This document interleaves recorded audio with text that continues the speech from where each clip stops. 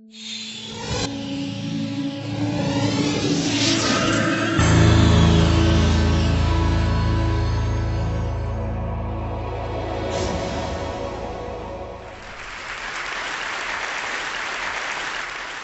imagine a big explosion as you climb through 3,000 feet.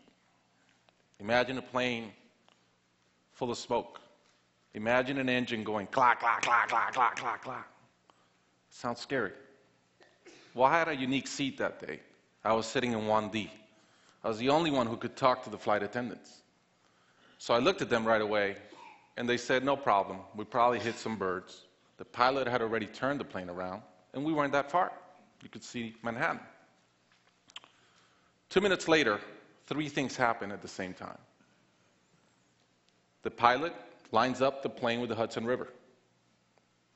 It's usually not the route. He turns off the engines. Now imagine being on a plane with no sound. And then he says 3 words, as unemotional 3 words as I've ever heard. He says, brace for impact. I didn't have to talk to the flight attendant anymore. I could see in her eyes, it was terror. Life was over. And I want to share with you 3 things I learned about myself that day. I learned that it all changes in an instant. We have this bucket list, we have these things we want to do in life, and I thought about all the people I wanted to reach out that I didn't, all the fences I wanted to mend, all the experiences I wanted to have and I never did. As I thought about that, later on I came up with a saying, which is, I collect bad wines. Because if the wine is ready and the person is there, I'm opening it. I no longer want to postpone anything in life. And that urgency, that purpose has really changed my life. The second thing I learned that day, and this is as we clear the George Washington Bridge, which was by not a lot, I thought about, wow, I really feel one real regret. I've lived a good life. In my own humanity and mistakes, I've tried to get better at everything I've tried. But in my humanity, I also allow my ego to get in. And I regretted the time I wasted in things that did not matter with people that matter.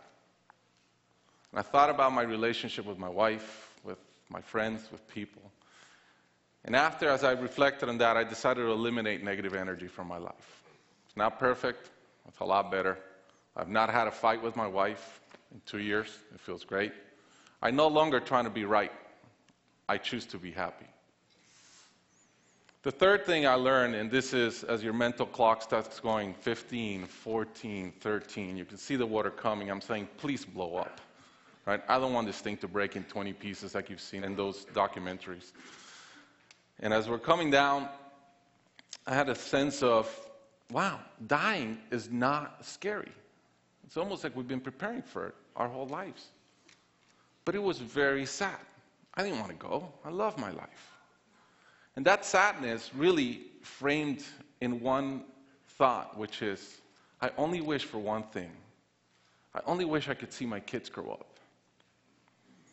About a month later, I was in a performance by my daughter, first grader, not much artistic talent, yet. And I'm bawling, I'm crying like a little kid. And it made all the sense in the world to me. I realized at that point, by connecting those 2 dots, that the only thing that matters in my life is being a great dad. Above all, the only goal I have in life is to be a good dad. I was given the gift of a miracle of not dying that day.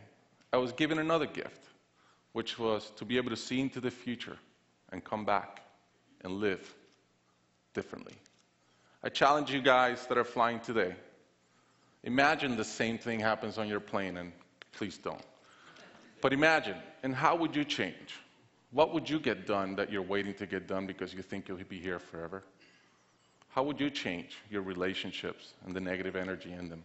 And more than anything, are you being the best parent you can? Thank you.